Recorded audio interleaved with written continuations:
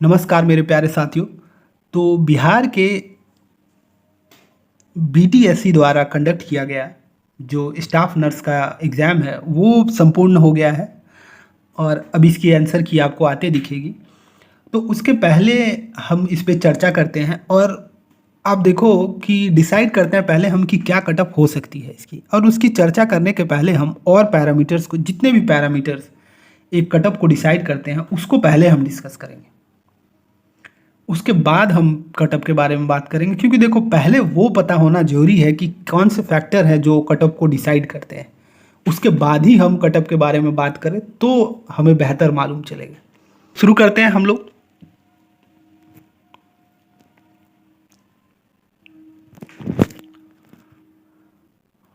तो देखो कि बीटीएससी ने 4 दिन जो है कि वो एग्ज़ाम लिया, 30, 31, 1 और 3 अगस्त को ये आपके पेपर हुए थे। और इसमें मैं आपको बताऊं तो टोटल लगभग 90,000 लोगों ने फॉर्म को फिल किया था। मगर आप देखो कि हैरानी की बात है, मात्र 45,000 कैंडिडेट्स ही एग्जाम देने के लिए आए, मात्र 45,000। कहीं तो युवा कहते हैं कि हमारे लिए रोजगार की व्यवस्था नहीं है, और कहीं व्यवस्था हो रही है तो उसे लेना नहीं चाहते हैं। आप देखो 11,000 प्लस वैकेंसी है और उसे देने 45,000 लोग ही आ रहे हैं। आप और कहीं आप देखो तो आप रेलवे की बात करो तो वहाँ 5,000 वैकेंसी है और उसको देने के लिए 50 लाख लोग आए। तो डिस्पैरिटी बहुत है। रीज़न इसका एक तो सबसे बड़ा है कि नर्सिंग की डिग्री होना, सभी के पास डिग्री नहीं है, जिसके पास है वो देना नहीं चाह रहे हैं। तो ये भी एक बहुत बड़ा फैक्टर है इसके लिए। मार्किंग स्कीम की बात करें तो 1 मार्क्स आपको सही क्वेश्चन के आंसर के दिए जाएंगे और 0.25 आपके डिडक्ट होंगे, 1/4 आपके डिडक्ट होंगे, यानी कि 4 सवाल आप गलत करते हो तो 1 मार्क्स आपके काट लिए जाएंगे। ठीक है। सिलेक्शन प्रोसेस जो है आपका वो रिटन एग्जाम आपका है और उसके बाद आप ये आउट ऑफ 75 होगा, 100 मार्क्स को 75 में कन्वर्ट कर लिया जाएगा। यदि 100 में कोई 60 नंबर ला रहा है तो उसे 75 में कन्वर्ट कर लिया जाएगा।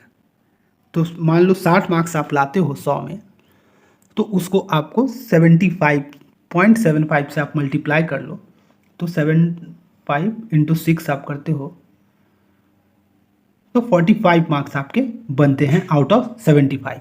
70 किसी के 60 आ रहे हैं तो 45 बनेंगे, तो आप 0.75 से मल्टीप्लाई करोगे तो आपको मिल जाएगा। आपको मान लो 50 आ रहा है तो उसे 0.75 से मल्टीप्लाई कर लो तो उतने मार्क्स आपको बन जाएंगे इसमें, और फिर आपके 25 मार्क्स जो होंगे वो एक्सपीरियंस के तौर पे आपको दिए जाएंगे। ओके। तो अब हम कटअप की इस बार की एक्सपेक्टेड कटअप की बात तो अब हम इस बार की एक्सपेक्टेड कटअप की बात करें उसके पहले हम प्रीवियस ईयर की बात करते हैं। तो ये जो है ये प्रीवियस ईयर की कटअप है। ठीक है। ये पिछले बार जो नर्सिंग का एग्जाम हुआ उसमें ये कटअप रहा था। तो अनरिजर्व की बात करें तो मात्र 49 नंबर पे अनरिजर्व के 49.537 नंबर पे हो गए थे। ठीक है। ईडब्ल्यूएस की बात करें तो 34.987 थी। बीसी की बात करें तो 36.519 है, और ईबीसी की बात करें तो 33.975 है। एसटी की बात करें तो 35.473 रहे थे एसटी के। एससी की बात करें तो एससी कैंडिडेट्स के 35.775 नंबर थे। बीसी महिलाओं के 34.72 और पीडब्ल्यूडी और फ्रीडम फाइटर के 40.8 नंबर लाने से हो गए थे। तो इस बार की इसके बिना पर हम इस बार की बात करते हैं। इस बार आप देखो तो और ख़राब स्थिति है। क्यों? वैकेंसी इतनी ज़्यादा है, 11,389 के करीब वैकेंसी है और मात्र 45,000 लोग एग्ज़ाम देने आ रहे हैं। इसमें से कितने होंगे जो मिनिमम क्वालिफाइंग मार्क्स को भी क्लियर नहीं कर पाएंगे? समझ रहे हो?